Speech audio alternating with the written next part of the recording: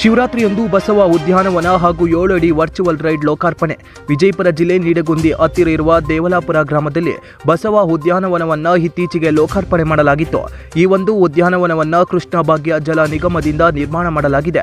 ಈ ಒಂದು ಉದ್ಯಾನವನದಲ್ಲಿ ಎತ್ತರವಾದ ಶಿವನ ಮೂರ್ತಿಯನ್ನು ನಿರ್ಮಾಣ ಮಾಡಲಾಗಿದ್ದು ನೋಡುಗರ ಕಣ್ಮನ ಸೆಳೆಯುವಂತಿದೆ. ಇದೇ ಸಂದರ್ಭದಲ್ಲಿ ಆಳಮಟ್ಟಿಯ ರಾಕ್ ಗಾರ್ಡನ್ನಲ್ಲಿ 7 ಅಡಿ ವರ್ಚುವಲ್ ರೈಡ್ ಅನ್ನು ಕೂಡ ಉದ್ಘಾಟನೆ ಮಾಡಲಾಗಿತ್ತು.